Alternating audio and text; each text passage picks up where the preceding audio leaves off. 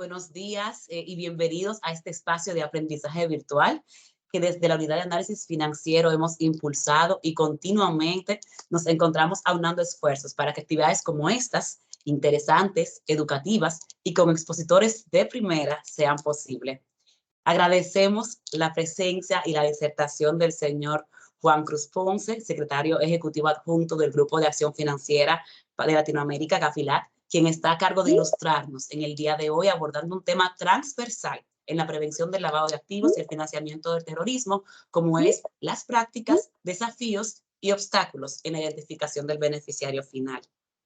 Es importante resaltar que identificar el beneficiario final no resulta una tarea fácil y a la vez es el eslabón principal para que nos conduce a conocer y determinar a través de una adecuada debida diligencia sobre quién o quiénes es o son los beneficiarios finales, acceder a la información sobre los mismos y sobre el control de las personas y las estructuras jurídicas. En nuestra gestión priorizamos temas como estos para que ustedes, los sujetos obligados, autoridades competentes y público interesado puedan contar con información oportuna, como es en este caso, dada la reciente modificación de las recomendaciones 24 y 25 del Grupo de Acción Financiera, y de esta manera fortalecer el aprendizaje. En esta oportunidad, en esta ocasión, escuchar de primera mano la experiencia del señor Ponce en torno a este tópico tan importante. Dicho esto, contamos con que será de gran éxito esta videoconferencia, enriquecedora en todos los aspectos, ya que también forma parte de nuestra misión incentivar a que escenarios como estos de intercambio de experiencias puedan ser llevados a cabo en beneficio de todos, porque debemos recordar siempre que prevención somos todos. Muchas gracias.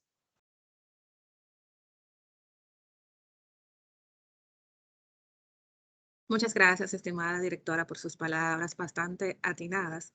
Entonces voy a proceder ahora a leer el perfil de nuestro expositor, el cual podrán también ver en pantalla. Él es experto internacional en prevención y lucha contra el lavado de activos y el financiamiento del terrorismo, con más de 12 años de experiencia en la materia. Abogado y máster en Derecho y Economía, con un doctorado en Derecho Penal. Sirvió como jefe del Departamento de Representación Internacional de la UIF de Argentina. Fue designado y se desempeñó como representante regional de las UIF hispanohablantes de las Américas del Grupo ECMO, de Unidades de Inteligencia Financiera. En el marco de la cuarta ronda de evaluación mutua del GAFILAT, integró los equipos de evaluación mutua del lavado de activos y financiamiento del terrorismo de Colombia y República Dominicana, y a la vez coordinó las evaluaciones de Uruguay y Chile. Actualmente se encuentra coordinando la evaluación del Ecuador. Por igual, se encuentra desempeñando el cargo de secretario ejecutivo adjunto del GAFILAT, donde realiza evaluaciones antilavado de activos y contra el financiamiento del terrorismo a países y brinda asistencia técnica y representa al organismo frente a otras organizaciones internacionales y jurisdicciones relevantes. Brinda apoyo técnico a diferentes grupos de trabajo, como son el Grupo de Trabajo de Evaluaciones Mutuas, de apoyo operativo y de financiamiento del terrorismo del GAFILAT, además de la red de recuperación de activos del GAFILAT. Bueno, sin nada más que agregar el perfil, esto es simplemente un pequeño resumen relacionado con, vamos a decir, toda su experiencia en el tema de prevención del lavado de activos y contra el financiamiento del terrorismo. Juan Cruz, te cedo la palabra y el escenario es tuyo. Muchas gracias. Muchas gracias, estimada Keila, y antes que nada quiero extender un saludo muy cordial a la directora general María Elisa. Un placer volver a encontrarla en esta circunstancia, luego de haber formado parte de la delegación que participó del Pleno de Representantes en la República Dominicana hace muy poquito, que realmente fue muy exitoso y siempre es un lujo para nosotros estar en ese hermoso país. De hecho, acabo de volver de vacaciones, que las pasé por allá. Así que doblemente feliz de volver a encontrarlos. También quiero agradecer a Keila esta gentil presentación e introducción y saludar a todos los participantes, a todo el equipo de la UAF de República Dominicana y sin duda a todos quienes estarán formando parte de esta actividad que tiene como objetivo dar una retroalimentación sobre este tópico que, como la directora informó, es de gran complejidad e involucra uno de los aspectos clave en el componente de detección, prevención y lucha contra estos delitos. Ahora voy a procurar compartir mi pantalla. Quiero que por favor me avisen luego si se proyecta correctamente. Y daré entonces inicio a mi presentación. Para ello quiero informar que voy a estar tocando diversos temas. Primero, si bien yo sé muy bien que la audiencia es una audiencia especializada, que tiene ya conocimientos en esta materia, haré una pequeña síntesis de la génesis de lo que es el GAFI, los estándares internacionales, para tener un contexto general sobre esta materia. Luego me estaré refiriendo específicamente a los aspectos clave del estándar, que como señaló la directora, han sido modificados también recientemente para robustecer aún más las prácticas sobre este tema. Y finalmente repasaré lo que son los desafíos que se han advertido en la región y todas las oportunidades de mejora que presenta esta materia para que entre todos los esfuerzos regionales se logre avanzar hacia una transparencia más sólida en esta materia. Para ello todos estarán enterados de que el delito de lavado de activos es un delito de gran complejidad, un delito internacional, mediante el cual todos los bienes que son producto de una actividad delictiva son ingresados en la economía formal a través de distintas operaciones económicas, financieras, con la finalidad de que sean disimulados sus orígenes espurios y de esta forma puedan garantizar la rentabilidad de la empresa criminal, la ausencia de detección por parte de las autoridades y sobre todo perfeccionar las prácticas criminales y lograr su cometimiento final. Este delito, como ustedes podrán ver en la literatura que existe al respecto, tiene serios impactos sobre el orden económico y financiero, afecta la solidez, la integridad del sistema económico, del sistema financiero, también afecta la libre competencia, ya que un comerciante lícito de repente obtiene una competencia que se mantiene a través de ingresos espurios que le dan un flujo ventajoso con respecto a los demás, y sobre todo que no busca rentabilidad, sino encubrir el origen ilícito de sus bienes, y de esa forma se afecta la integridad del sistema económico. Es un delito muy grave que está relacionado en muchas oportunidades con el crimen organizado, y es por eso que es tan difícil tener un sistema sólido para combatirlo y detectarlo. Para esto, el sistema internacional, además de contar con tratados internacionales, cuenta con un ente rector, que es el GAFI, que ustedes seguramente conocerán, Grupo de Acción Financiera, que existe desde el año 1989, que hoy tiene 39 miembros, y que es el encargado de promover y desarrollar los estándares internacionales en esta materia, que son conocidas como 40 recomendaciones del GAFI. ¿Cómo funciona el GAFI? En 3 palabras. Lo podemos sintetizar a través de este gráfico que tiene 3 engranajes. El primero y principal es el del desarrollo de estándares internacionales. ¿Por qué es necesario tener estándares internacionales? Porque el delito de lavado de activos, el delito de financiamiento del terrorismo, son de carácter transnacional, involucran generalmente, cuando tienen un gran impacto, a muchas jurisdicciones, y por ello se requiere que exista a nivel de comunidad internacional un sistema homogéneo que permita a las autoridades de los distintos países cooperar de forma eficiente, activa, es decir, tener una misma base todos para poder actuar en conjunto. Entonces tenemos el primer engranaje, que es el del desarrollo del estándar. El segundo engranaje, que ya vamos a referir muy rápidamente, es el de evaluación. ¿Por qué? Porque si tengo el estándar internacional, es importante saber si los países lo están aplicando. Y para ello se desarrolla un sistema de evaluación entre pares, en el cual los propios países son los que se evalúan y verifican en qué medida se cumplen los objetivos del estándar. Y en tercer lugar tenemos el tercer engranaje, que es el de corrección de deficiencias. Una vez que se evalúa un país, es importante identificar en qué áreas necesita mejorar y en qué áreas está bien. En las áreas en que se intenta mejorar, se prevén distintos procedimientos para que los países atraviesen un proceso de mejora, y entre estos tenemos el que se conoce como lista gris del GAFI, que está reservado para los países que tienen deficiencias estratégicas, que puede consistir incluso en sanciones para el país. Esto lo voy a mencionar luego para ver la importancia que tiene, digamos, trabajar a nivel país, y no solo el sector público, sino también los aliados estratégicos del sector privado, para tener un sistema sólido que sea impermeable a estos delitos y sobre todo que pueda atravesar con éxito los procesos de evaluación. Muchos se preguntarán por qué si el GAFI tiene 39 miembros, todos los países tienen que implementar los estándares. Y la realidad es que, si bien el GAFI tiene 39 miembros, la red global que ha adoptado los estándares, que se ha comprometido a implementarlos domésticamente, atraviesa hoy a todo el planeta, y de hecho son 206 las jurisdicciones que están obligadas a implementarlos a nivel nacional. ¿Y cómo se desarrolla esta implementación? Se logra a través de los grupos regionales al estilo GAFI, por ejemplo el GAFILAT, Grupo de Acción Financiera de Latinoamérica, que se encargan de contribuir y asistir a los países de todas las regiones para que puedan implementar con éxito estas medidas, y también están a cargo de la evaluación. Es decir, la República Dominicana, El Salvador, Colombia, son miembros del GAFILAT y implementan internamente los estándares, pero son evaluados por el GAFILAT y no por el GAFI. Todo esto a través de un sistema de alianzas estratégicas. Dicho esto, nos interesa marcar el estándar internacional del GAFI, y para ello ustedes tienen esta imagen en donde se puede ver cómo se integra hoy el sistema de estándares.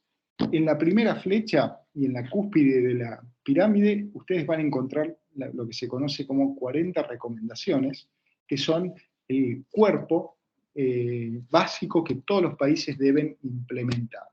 Es importante mencionar que el estándar es de mínima, es decir, que los propios países, en función del riesgo y contexto que tengan, pueden decidir ampliar o fortalecer ciertos digamos, aspectos del estándar. Por ejemplo, si yo como país, más allá de tener, digamos, las categorías que pide el estándar como sujetos obligados, considero que cierto sector, como puede ser el sector automotriz, el sector del fútbol, del béisbol, etcétera, presenta riesgos especiales, entonces los puedo incorporar al sistema preventivo para que de esa forma coadyuven a fortalecer este régimen. Luego tenemos estos estándares que son obligatorios. Tenemos en un segundo eslabón lo que se conoce como metodología de evaluación, que es, digamos, todo el sistema de pautas e indicadores que se revisan para garantizar que los países están aplicando los estándares y verificar en qué medida lo logran hacer en la práctica. Y finalmente tenemos en la base lo que se conoce como guías, buenas prácticas, tipologías, que son documentos que muchas veces están basados en las experiencias de los países y que ayudan, sobre todo a los sectores públicos y privados, a encontrar ejemplos concretos, guías, buenas prácticas, para ver cómo mejorar el sistema.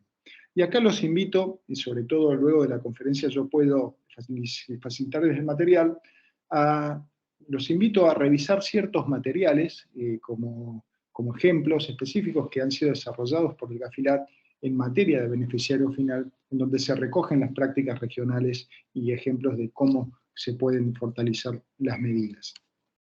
Dicho esto, siempre es importante tener previsto que el Sistema Nacional Antilavado se integra por distintos estratos. No es una cuestión de la UAF, no es una cuestión de la Fiscalía, no es una cuestión de la Policía o de los supervisores. Es un sistema integrado en el cual cada uno de los componentes del sector público, del sector privado, de los poderes del Estado, tiene un rol específico. Y en esto siempre me interesa marcar que cuando se evalúa un país, no se evalúa un sector, no se evalúa un organismo, se evalúa el todo. Es decir, están todos en el mismo barco, y es por eso que tiene que existir diálogo, tiene que existir cooperación y sobre todo un interés conjunto para detectar, prevenir y combatir estos delitos. Específicamente, en materia de beneficiario final, se ve esta sinergia que existe entre el sector público y el sector privado, pero fundamentalmente hay que marcar que en el ámbito de identificación del beneficiario final tenemos un rol muy preponderante de lo que son las autoridades regulatorias, las autoridades como la UIF, que hacen análisis de inteligencia financiera, las autoridades de investigación como la Policía y la Fiscalía, pero también ciertas autoridades como los registros mercantiles, los registros societarios y, por qué no, registros de beneficiario final, que muchas veces están dentro de las autoridades tributarias. Además, como ya vamos a ver el alcance de estas medidas, involucramos también directamente al sector privado a través de lo que se conoce como instituciones financieras y actividades y profesiones no financieras designadas, que son la primera valla de detección, son quienes conocen la industria y son quienes tienen la expertise y la capacidad para detectar en primera medida todas las operaciones inusuales e identificar al beneficiario final y de esa forma reportar a las autoridades. Dicho esto, muy rápidamente yo quería sintetizarles, porque esto me va a servir para el final, cómo se evalúa un país. Un país se evalúa con 3 elementos: el riesgo y contexto, la evaluación técnica de cumplimiento técnico y la evaluación de efectividad. Riesgo y contexto implica conocer en qué medida el país se encuentra expuesto a ciertos factores que lo diferencian de otros países.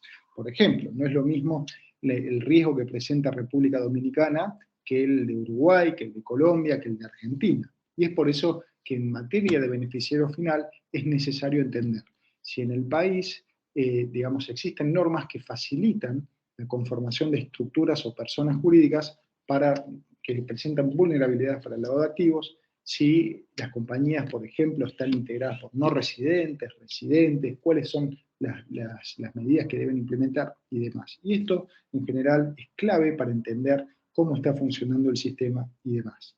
La evaluación de cumplimiento técnico lo que hace es verificar si la letra del estándar está reflejada en las normas y procedimientos del país, y la evaluación de efectividad precisamente consiste en evaluar en qué medida esta letra del estándar que está en la norma está funcionando en la práctica.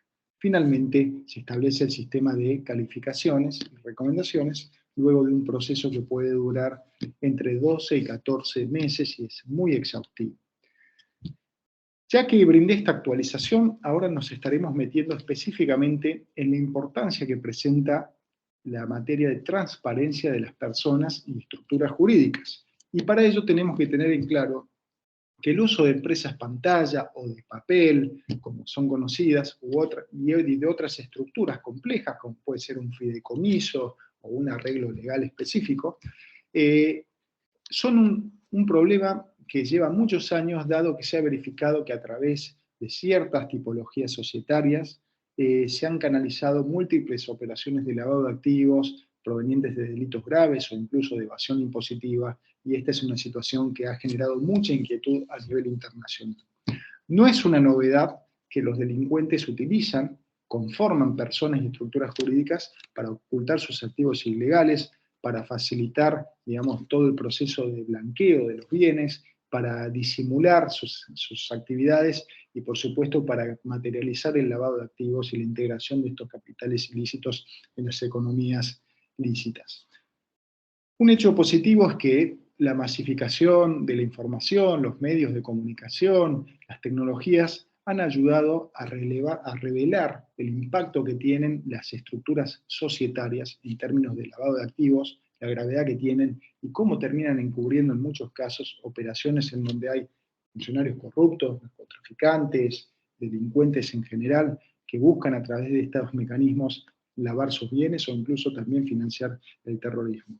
Y es allí donde entran en juego las llamadas recomendaciones 10, 24 y 25 del GAFI, que las vamos a ver ahora brevemente, y también lo que se conoce como resultado inmediato número 5 de efectividad, que es uno de los componentes clave en cualquier evaluación que se hace de un país para entender en qué medida se adoptan políticas de transparencia en la constitución de personas jurídicas, en qué grado se logra identificar al beneficiario final de las estructuras jurídicas y de esa forma entender los resultados que están, digamos, materializándose en la práctica en todos los países. Pero para ello hay que entender primero qué es un beneficiario final. Todos conoceremos que las personas jurídicas están integradas por accionistas, que son los propietarios, en algunos casos se llaman cuotapartes, en otros lados participaciones. En definitiva, tenemos a los accionistas. Los accionistas pueden ser personas físicas o personas jurídicas, o incluso en algunas jurisdicciones estructuras legales también. El estándar a lo que apunta es a identificar al beneficiario final de la persona jurídica, y esto implica ir por toda la cadena de titularidad, muchas veces la cadena accionaria, y entender quién es o el más allá del que ostenta la mayor cantidad de capital dentro de esa sociedad, o el accionista con mayor participación, a la persona que ejerce por medios directos o indirectos el control o, digamos, el control efectivo de esa persona jurídica. Y acá estamos hablando siempre de personas naturales, es decir, en última instancia, la persona natural que ejerce el control directo o indirecto sobre esa entidad y que recibe, por supuesto, sus beneficios y que logra, digamos, a través de esta compañía, digamos, materializar sus fines delictivos. Y siempre marcamos que es la persona natural porque muchas veces cuando se verifican las dificultades que existen en esta materia, vemos que no se logra ir hacia toda la cadena de titularidad y muchas veces es un problema que se acentúa cuando dentro de la cadena accionaria tenemos también a compañías extranjeras, que ya vamos a ver que es uno de los problemas principales detectados. Y acá quería marcar dos cuestiones. Una es que el sistema de beneficiario final involucra al sector privado, ya que el sector privado, por la recomendación 10, es quien debe adoptar en primera instancia la debida diligencia del cliente. Y debida diligencia del cliente involucra 4 puntos que ustedes pueden ver en esta pantalla, pero que en el inciso B precisamente se refiere a la obligación de identificar al beneficiario final y tomar medidas razonables para verificar la identidad del beneficiario final, de manera tal que la institución financiera esté convencida de que conoce quién es el beneficiario final. ¿Por qué quiero marcar este punto? Porque en primera instancia todo el sistema de beneficiario final tiene, digamos, una incidencia también en el sector privado. Es decir, que la entidad bancaria, el notario, digamos, el casino, la compañía de seguros, tiene la obligación en el marco de la debida diligencia del estándar de identificar quién es el beneficiario final de la persona jurídica. Acá naturalmente hay dificultades, ya que en muchos casos uno reposa este deber en la declaración voluntaria del cliente, y el cliente puede llenar una declaración jurada y decir tal persona es el beneficiario final. Lo importante es establecer que, de acuerdo con el estándar, no hay que, digamos, basarse exclusivamente en lo que aporta el cliente, sino que también tiene que haber una toma de medidas razonables por el sujeto obligado o aliado estratégico para verificar la veracidad de esa información y que esta información pueda ser suministrada a las autoridades competentes de ser necesario. El estándar, si ustedes van a lo que es la nota interpretativa de la recomendación 10, prevé 3 pasos para identificar al beneficiario final. El primero de ellos es el de la propia declaración del sujeto, que muestra quién es el que tiene la mayor cantidad de acciones, o por lo menos la cantidad de acciones que le permite tomar decisiones dentro de la entidad. Por ejemplo, dependiendo del país, se establecen umbrales. En el caso de Chile es 10%, es decir, beneficiario final va a ser el que tenga el 10% de las acciones y por ende pueda tener también bastante margen para adoptar decisiones societarias. En países como Argentina es el 20%, República Dominicana también tiene su umbral. Pero este umbral, como dijimos, puede presentar dificultades, ya que tal vez el 20% lo tiene una compañía, y a su vez el 50% de esa compañía lo tiene otra, y así sucesivamente. Entonces, cuando, digamos, se presenten dudas en el sujeto obligado respecto de quién es el que en verdad ostenta el control, tenemos el segundo paso que prevé el estándar, que es identificar quién es el que ejerce la influencia o control de la compañía jurídica.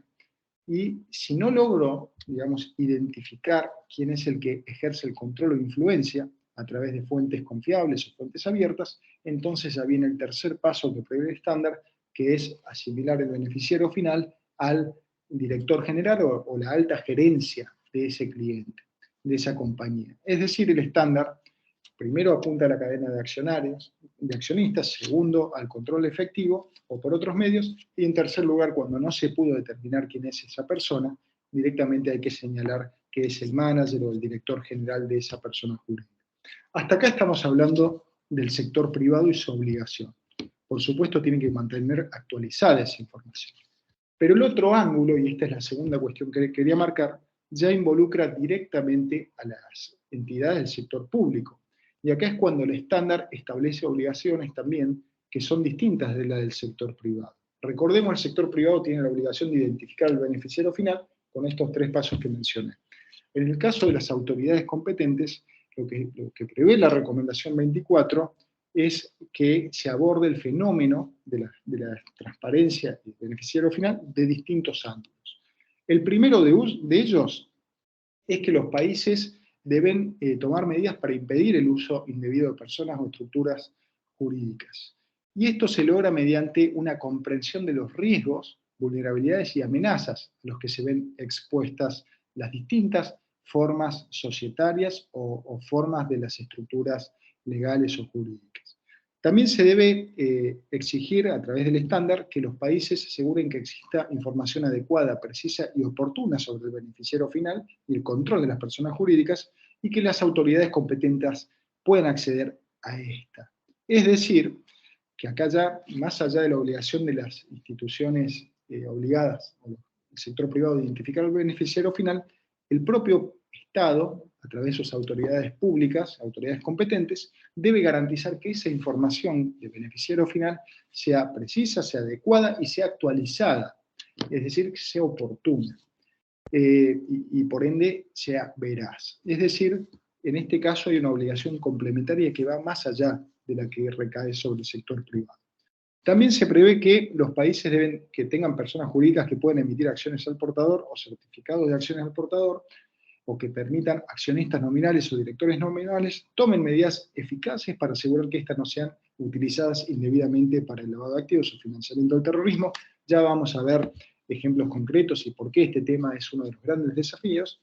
Y por último, se prevé que los países deben considerar medidas para facilitar el acceso a la información sobre el beneficiario final y control por las instituciones financieras y APNFD y demás. Este punto adicional establece que es deseable que las autoridades brinden también herramientas y posibilidad a los sectores privados que cumplen con las medidas preventivas de que accedan a información que les permita verificar esta información de beneficiario final.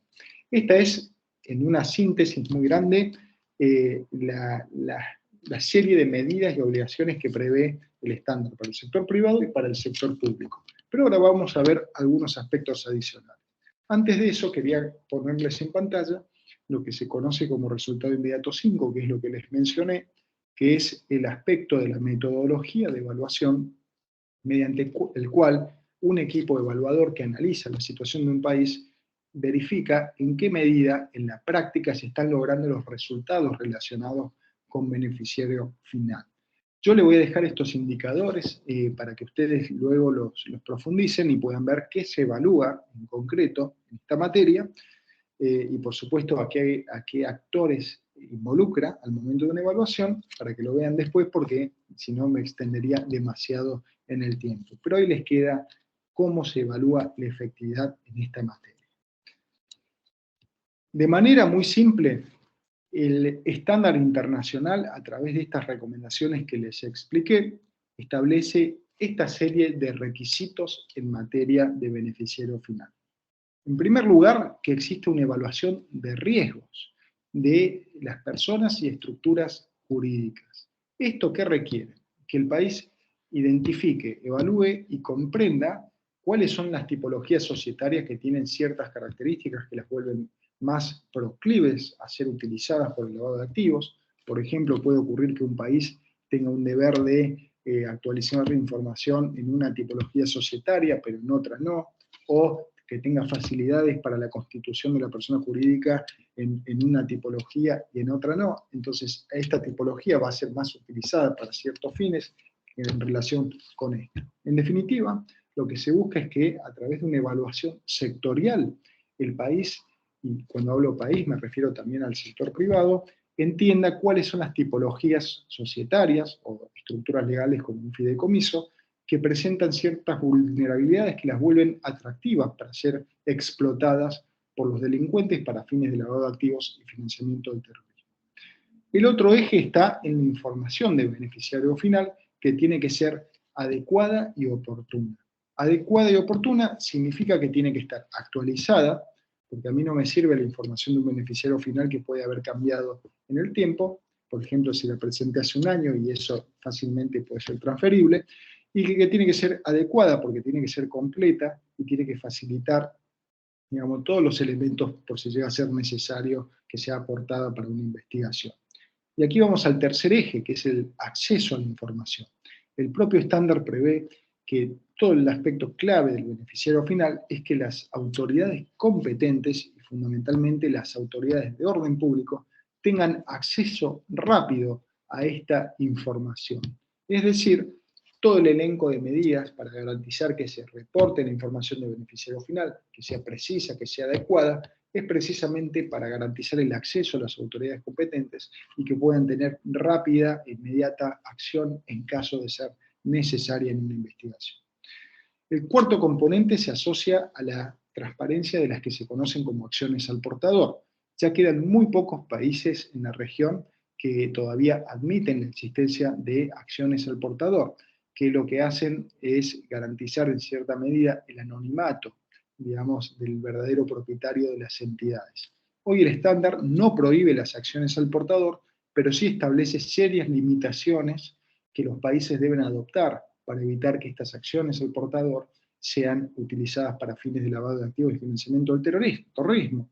Y dan para ello distintas opciones a los países que buscan que estas acciones deban custodiarse por ciertas autoridades, que se deba declarar quién es el propietario de la acción al portador, o que para transferir una acción al portador haya que registrarlo en el registro mercantil. Es decir, existen diversas medidas que se deben adoptar para mitigar estos riesgos.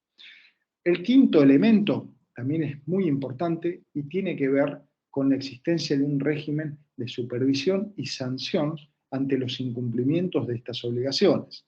Es decir, si alguno de los sujetos que está obligado a adoptar medidas en esta materia no cumple con su deber, entonces debe existir un sistema que permita sancionar con sanciones efectivas, proporcionales y disuasivas para lograr que ese incumplimiento se corrija.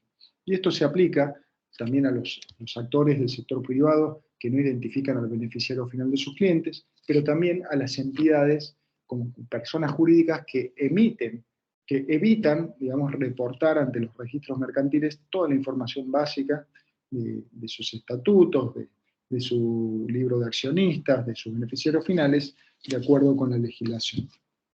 Por último, y considerando las especiales características del tema del beneficiario final, en donde muchas veces vemos la participación de compañías conformadas en el extranjero, es clave que exista cooperación internacional específica en esta materia, en donde todas las contrapartes puedan, de manera rápida y ágil, intercambiar información sobre el beneficiario final en caso de ser necesario.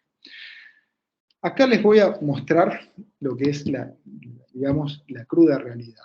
En el marco, hoy estamos en la cuarta ronda de evaluaciones y el sistema de evaluaciones a nivel internacional funciona con ciclos. Esta cuarta ronda de evaluaciones se inició en el año 2012 y ya lleva 12 países de la región evaluados. Antes de eso hubo una tercera ronda. Los requisitos de identificación de beneficiario final no son nuevos y existen desde la tercera ronda y se han visto muchos progresos en los países de la región y también del mundo en la adopción de estos requerimientos.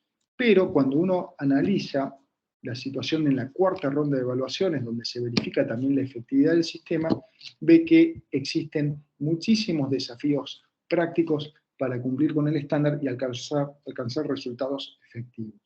Ustedes en esta imagen ven a la izquierda que la parte de cumplimiento técnico en general está repartida, donde tenemos un 50% que cumple adecuadamente con la parte técnica del estándar. Es decir, que tiene normas, que tiene leyes, que tiene procedimientos que prevén estas medidas de identificación de beneficiario final y de acceso a ella por parte de las autoridades. En cambio, cuando vamos a la efectividad, vemos que el cumplimiento del 50% se reduce al 8%.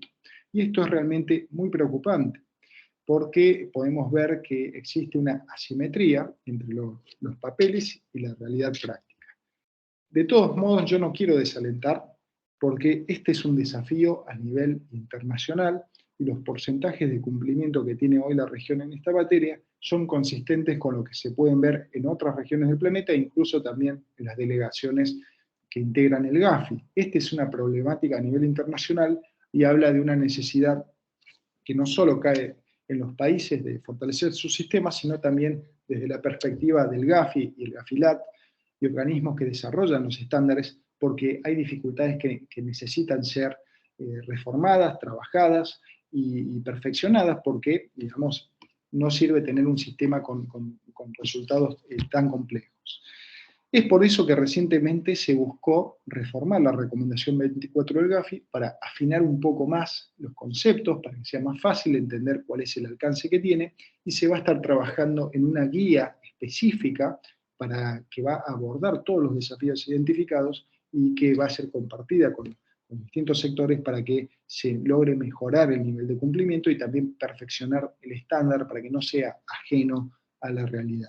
Pero básicamente queríamos mostrar que este tema de beneficiario final es una de las prioridades internacionales, precisamente por el nivel de cumplimiento que tiene a nivel internacional y la complejidad que tiene.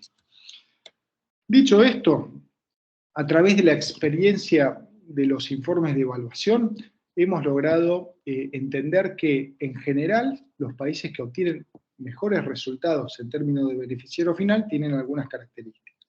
Por ejemplo, esto no es excluyente y no es requerido estrictamente por el estándar, pero se puede ver que aquellos que tienen un registro de beneficiario final tienen en general mejores resultados que los que no. Y esto es simple porque, digamos, al tener un registro de beneficiario final, uno tiene una autoridad centralizada a la cual las compañías reportan esta información y que esta información puede ser compartida a su vez con las autoridades de orden público. También se ha visto que en general las jurisdicciones que tienen un buen desempeño en esta materia restringen el uso de productos de riesgo como las acciones al portador y tienen medidas para mitigar los riesgos de los servicios de accionistas o directores nominales. De nuevo, acá tenemos el componente de las acciones al portador, que como garantizan el anonimato, son vehículos para facilitar el lavado de activos, más allá de que puedan ser también utilizados para fines lícitos. Por eso los países que restringen estas acciones son los que tienen mejores resultados en esta materia. Muchos países directamente las prohíben, que esa también es una solución bastante efectiva. El tema de los accionistas y directores nominales es un tema muy complejo y muy difícil. Un accionista o un director nominal es una persona que presta un servicio en representación del verdadero accionista o director. Y existen agentes profesionales que se dedican a proveer estos servicios. Este es un área muy compleja porque en general se ha visto que en los países las autoridades no tienen información sobre quiénes son los que prestan estos servicios. Basta igualmente entrar a internet y googlear un poco y uno va a encontrar firmas de abogados, de contadores que se dedican específicamente a conformar sociedades y a llevar estos servicios de accionistas o directores. El estándar no pide que se prohíban. El estándar lo que pide es que se mitiguen los riesgos, así que los países deben buscar las formas en las cuales estas personas que prestan estos servicios sean sujetos obligados por la regulación y deban aportar información a las autoridades competentes. También se ha visto que los que tienen un buen desempeño son aquellos países en donde las autoridades tienen una sólida comprensión de los riesgos de las personas jurídicas y utilizan evaluaciones nacionales de riesgo para aplicar medidas de mitigación que cubren todos los sectores relevantes. ¿Qué significa esto? Que en general los que han desempeñado mejor en esta materia han desarrollado una evaluación sectorial de riesgo de las personas y estructuras jurídicas, donde se puede ver las vulnerabilidades de estas, a qué amenazas se encuentran expuestas y sobre todo que tienen medidas que deben aplicarse para mitigar estos riesgos y que son difundidas y compartidas con todos los actores clave del sistema. Y finalmente, desde ya, los países que tienen buenos resultados logran demostrar que tienen, además de leyes, recursos para poder supervisar y sancionar el incumplimiento de estas medidas y a tomar acciones efectivas. ¿Qué se ha podido ver a nivel internacional en esta materia? En primer lugar, en lo que tiene que ver con la comprensión de las vulnerabilidades de las personas y estructuras jurídicas, se llega al consenso en que este tema es uno de los factores clave para el éxito del sistema. A nivel global, el 58% de las jurisdicciones ha realizado una evaluación de riesgo de personas jurídicas como parte de una evaluación nacional de riesgo o una evaluación sectorial independiente. Este es un hecho alentador, que significa que cada vez más países están haciendo evaluaciones sectoriales en tema de personas y estructuras jurídicas, o que al menos lo incluyen como un módulo específico dentro de su evaluación nacional.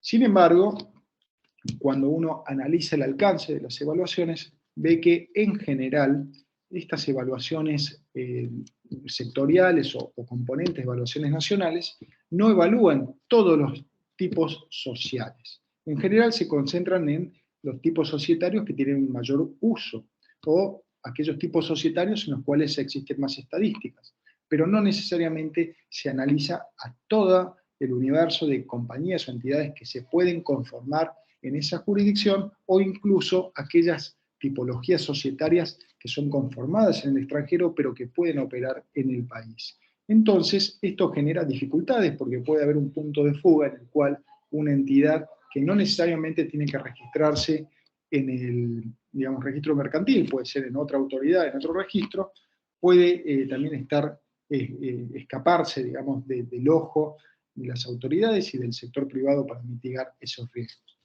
Y finalmente, uno de los datos que presenta también preocupación es que el 63% de las jurisdicciones con un nivel bajo o moderado de los riesgos de las personas jurídicas no han aplicado medidas de mitigación adecuadas. Es decir, estamos en un proceso de madurez de los sistemas, en donde recién ahora, después de varios años, se están empezando a adoptar medidas específicas para atacar estas materias.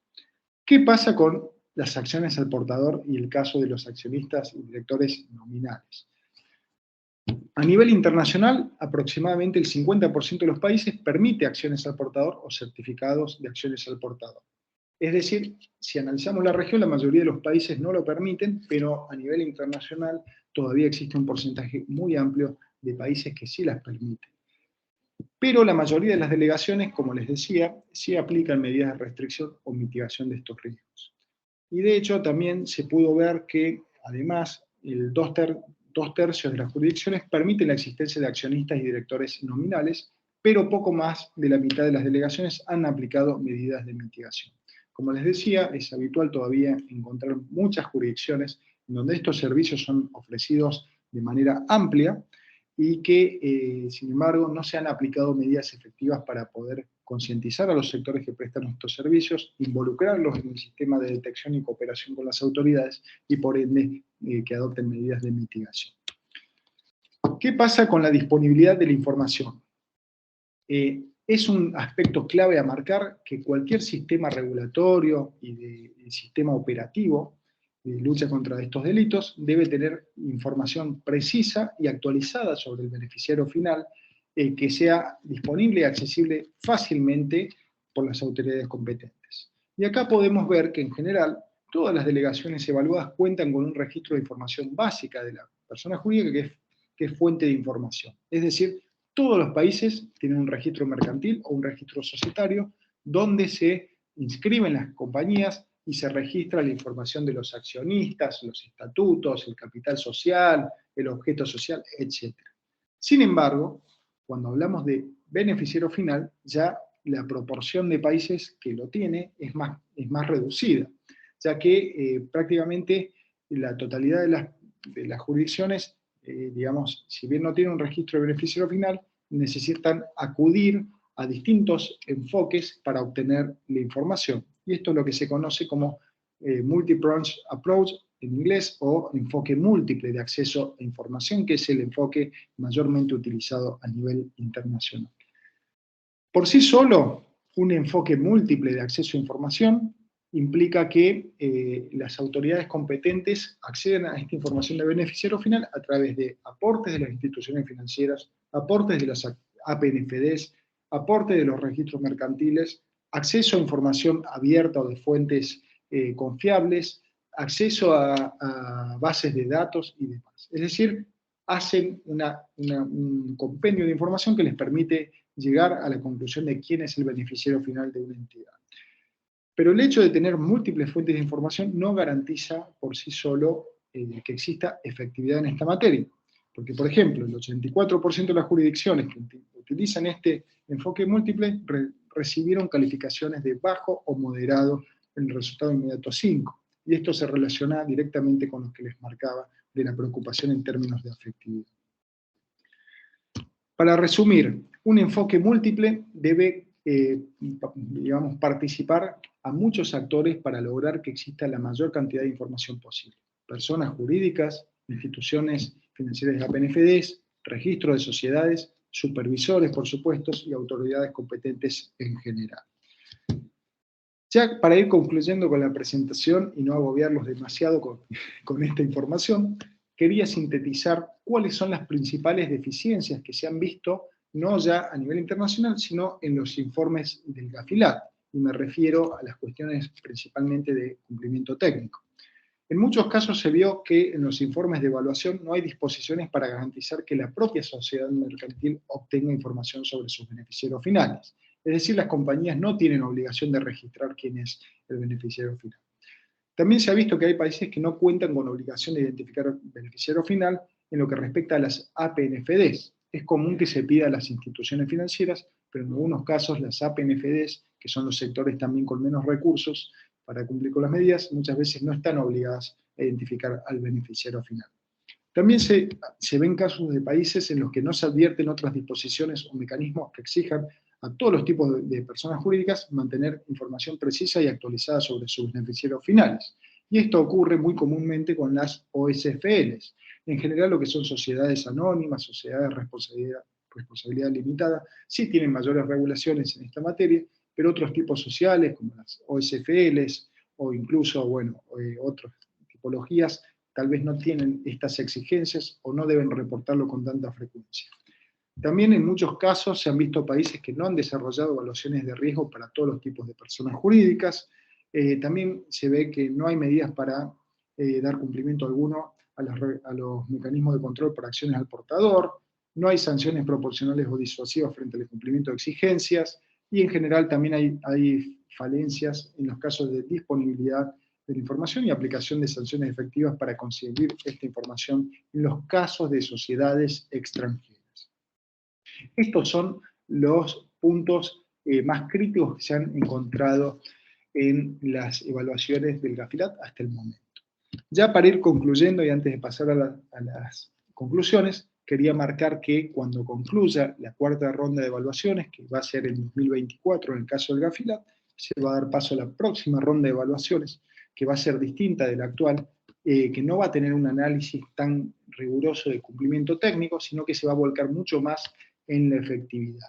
Es decir, que hay que estar muy preparado como país para lograr demostrar resultados efectivos en esta materia, porque el foco principal va a estar también en el aspecto de efectividad y no tanto en el aspecto de cumplimiento técnico. Ya para concluir, porque creo que me excedí con el tiempo, como conclusiones podemos señalar que a nivel global y a nivel regional aún se perciben muchos desafíos y que se requieren áreas y mejoras en general sobre estos puntos. Hay que mejorar las evaluaciones de riesgo para cubrir a todas las personas jurídicas y los acuerdos legales, como fideicomisos, para que exista una mayor comprensión sobre sus vulnerabilidades, y esto incluye también a las compañías extranjeras. Hay que mejorar la calidad de la información sobre el beneficiario final, que tiene que ser adecuada, precisa y actualizada. Es decir, hay que trabajar mucho para que esta información sea veraz y sirva de verdad para los fines para los que está prevista. Hay que garantizar un acceso fluido y sencillo a la información por parte de las autoridades competentes, y sobre todo hay que considerar también dar herramientas a los sectores que participan del sistema de prevención, como el sector privado, para que puedan verificar la información. Y por último, debe avanzarse hacia una prohibición, inmovilización o mitigación más adecuada de las acciones al portador y también los acuerdos de accionistas y directores nominales. Espero no haberlos agotado con todos estos temas, pero básicamente son los aspectos principales que hemos podido apreciar a lo largo de esta cuarta ronda de evaluaciones mutuas en el GAFILAT. Quedo pendiente por si hay alguna pregunta y muchas gracias.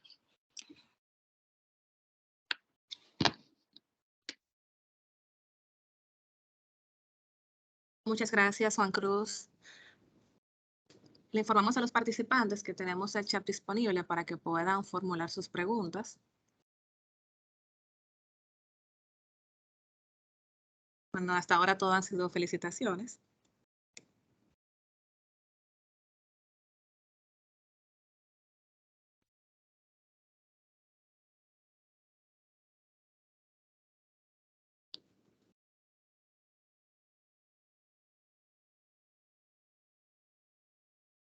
Aprovechen, señores, este es el momento.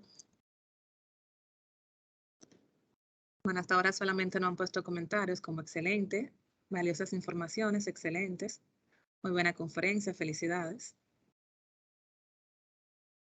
Bueno, muchas gracias. Igualmente, yo sé que como he tocado tantos temas, tal vez están procesando. De todos modos, María Elisa, yo les voy a estar facilitando el material que les comenté, porque ahí tenemos prácticas regionales que pueden servir también para el sector privado y para el sector público, que ha sido elaborado por el GAFILAB. También voy a aportar los últimos documentos del GAFI en esta materia que seguramente van a ser de utilidad también, aunque en ese caso está solo en inglés.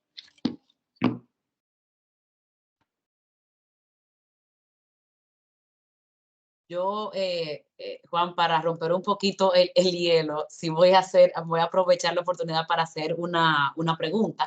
En el caso específico de los registros de beneficiarios finales, que vemos que también es una mejor práctica y ayuda específicamente a precisamente una característica de los países que tienen más efectividad en el cumplimiento de estas recomendaciones, es cuál ha sido la práctica a nivel de la región, si tienes conocimiento, de aquellos países que han logrado implementar un registro de beneficiarios finales y cuál ha sido, digamos, el mayor de los desafíos y al mismo tiempo la mejor de las bondades. Si puedes, digamos, darnos un poquito de luz en torno a ese punto. Excelente, muchas gracias María Elisa. Y acá sí, me interesa destacar que ya podemos ver varios países que han implementado registros de beneficiario final. Por ejemplo, tenemos Uruguay, que tiene un registro dentro del Banco Central que es administrado por la UIF, es decir, que la propia UIF custodia esa información y se encarga también de que haya una actualización permanente. Sobre ella tenemos también el caso de Costa Rica, que tiene un registro beneficiario final que es también administrado por el Banco Central, pero la UIF tiene acceso directo a esa información y está sometido a una regla de seguridad muy, muy seria, de hecho tiene certificación ISO en esa materia. Tenemos también casos como Nicaragua, que recientemente ha adoptado un sistema de beneficiario final en el marco de su proceso en el ICRG, que ha demostrado también muchas bondades y automatización y que resulta muy efectivo.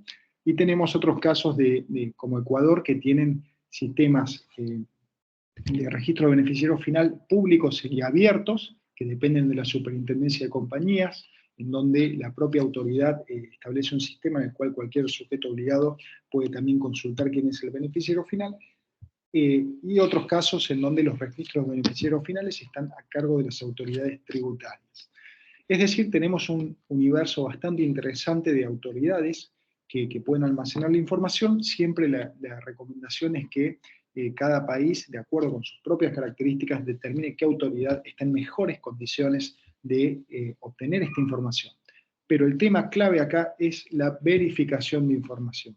No alcanza con que la entidad reporte quién es su beneficiario final, sino que es importante que con esa información de beneficiario final, las autoridades que tengan el registro hagan la validación de la información. Y para eso deben acudir a un cruce de información, deben hacer información de inteligencia, deben compartirla con otras autoridades ante ciertas alertas y determinar, en los casos donde haya dudas o sospechas, quién es quien efectivamente controla en última instancia esa información. Este es el punto crítico que genera dificultades en la región y en todo el mundo, ya que no está regulado hoy en el estándar cómo tiene que ser esa verificación. Ahora se está trabajando en una guía que acaba de empezar para dar más luz a las autoridades sobre cómo lograr, a través de qué caminos, verificar esa información, pero es sin dudas el gran tema que existe.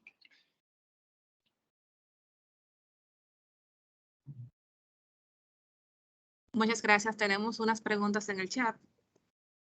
Se las estaré compartiendo una por una y ya luego usted va respondiendo, ¿le parece? Con mucho gusto. Pregunta Fátima Diloné si existe alguna normativa para la prevención del lavado de activos en las ONG, considerando que son de alto riesgo. Bueno, a nivel, yo puedo dar la referencia desde la perspectiva del estándar internacional. Hoy el estándar internacional tiene la recomendación 8, que se aplica exclusivamente a las organizaciones sin fines de lucro. Y todo lo que es la recomendación 24 se aplica también a las OSFLs. Acá quiero hacer una precisión. Las OSFLs de acuerdo con el estándar, no necesariamente tienen que ser sujetos obligados, sino que los países pueden determinar que sean incorporadas en el sistema de prevención. Hoy el estándar en su recomendación 8 establece que el país tiene que hacer una evaluación de riesgos para entender cuáles son las OSFLs que se encuentran expuestas por sus propias características a mayores riesgos de financiamiento del terrorismo, deben trabajar con el sector, deben hacer un monitoreo y una supervisión del cumplimiento de requisitos de transparencia y por supuesto tienen que tener mucha capacitación para poder prevenir efectivamente el financiamiento del terrorismo. Eso es lo que pide el estándar hoy en general. Ahora bien, tenemos lo que se conoce como recomendación 1 del GAFI, que establece que los países deben identificar, evaluar y mitigar sus riesgos. ¿Esto qué significa? Que muchos países, a través de la evaluación de riesgos, han determinado que las OSFLs, más allá de sus riesgos de financiamiento del terrorismo, pueden presentar riesgos de lavado de activos por evasión, por ser utilizados como canales para ciertos delitos, etc. En esos casos está muy bien incorporarlos como sujetos obligados para que de esa forma tengan medidas robustas en términos de prevención también del lavado de activos y no solo financiamiento del terrorismo. Dicha esta introducción, de hecho son muchos los países de la región que las tienen como sujetos obligados, el sector de OSFLs también debe adoptar prácticas para identificar al beneficiario final que tiene control sobre estas entidades y poder reportarlo a las autoridades competentes. Muchas gracias. Las preguntas se han sumado más. Voy a tomar algunas por asuntos de tiempo. Pregunta el señor Roberto Santana si existe alguna tendencia que evalúe el GAFILAB en relación a la implementación de mecanismos de inteligencia artificial para la vinculación de clientes y potenciales clientes en la identificación del beneficiario final. Bueno, excelente pregunta, muchas gracias, y de hecho este es uno de los temas que se ha vuelto un eje estratégico, no solo a nivel GAFILAB, sino también a nivel GAFI, donde precisamente luego del proceso de la pandemia que ha generado tanta disrupción y una crisis muy grande a nivel sanitario, pero también a nivel operativo de las autoridades y las entidades aliadas, es que se ha, digamos, dado un mayor foco en todo lo que es transformación digital. Entonces hoy hay mucho énfasis en todo el desarrollo de mecanismos tecnológicos que permitan aprovechar las bondades de la tecnología y verla también como una aliada para tener mejores herramientas para detección. Y esto involucra herramientas tales como el Machine Learning, la inteligencia artificial, el Big Data y demás, que de a poco van siendo desarrollados e incorporados por las autoridades competentes. Hoy sí podemos ver que las autoridades que en general utilizan y aprovechan estas herramientas son las UIFs, a través de que tienen mucho avance en todo lo que es el desarrollo de análisis estratégico, análisis operativo, cruces de información, matrices de riesgo. Sin embargo, lo que es registros públicos todavía, o en muchos casos que tienen, digamos, la información de beneficiario final, están recién en procesos de digitalización, de incorporación de herramientas tecnológicas. Obviamente acá hay también cuestiones presupuestarias, cuestiones de recursos, que son los grandes desafíos que tienen estas autoridades, pero yo entiendo que todos los países, por lo menos las últimas y recientes experiencias de las evaluaciones, muestran que se están adoptando en general procesos para fortalecer esta materia con las herramientas tecnológicas necesarias.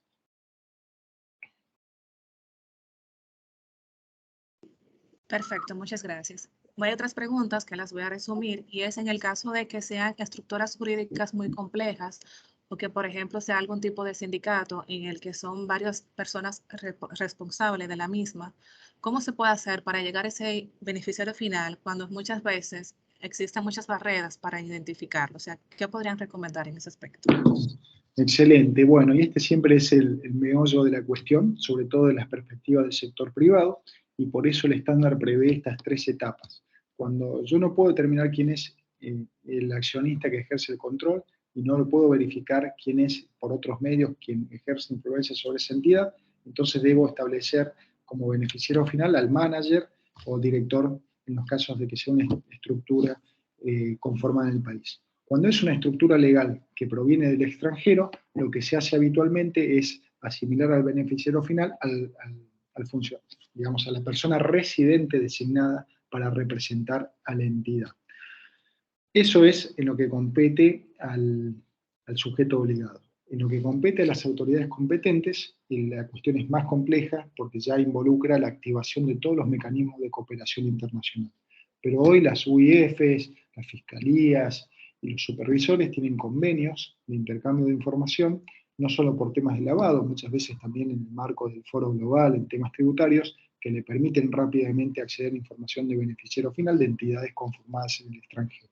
Sin dudas, todavía hay muchas jurisdicciones que presentan opacidad para la conformación de estas estructuras jurídicas y que presentan obstáculos para la cooperación efectiva, pero es un tema que se ha reforzado en todas las instancias internacionales y de hecho en la reciente declaración ministerial de Gafi que acaba de salir en este mes de abril, a mediados de abril, se refuerza también como una de las prioridades estratégicas de los próximos 2 años todo el robustecimiento de la transparencia de las personas y entidades jurídicas, lo que nos hace presumir que va a haber todavía una mayor presión internacional para lograr que exista más cooperación internacional en esta materia. Muchísimas gracias, Juan Cruz. Bueno, por asuntos de tiempos, ya no vamos a aceptar más preguntas, dado las diferentes ocupaciones que tienen las autoridades aquí presentes. Quiero agradecer a cada uno de ustedes por estar aquí, por, vamos a decir, atender a nuestro llamado, informarse y capacitarse en todos los temas relacionados para fortalecer el sistema de prevención del lavado de activos. A nuestra directora general, María Elisa Holguín, gracias por estar aquí con nosotros, y a Juan Cruz Ponce por haber compartido todas esas experiencias. Muchas gracias. Al contrario, realmente encantado de poder acompañarlos en esta jornada y quiero felicitar a la República Dominicana, sobre todo en cabeza de María Elisa, con su excelente gestión que está también ampliando todas estas barreras, generando una gran concientización sobre la materia y que el trabajo que están desarrollando con todos los aliados estratégicos del sistema es muy visible, no solo a nivel país, sino también a nivel regional. Así que sepan que están siendo referentes en muchos temas y felicitaciones.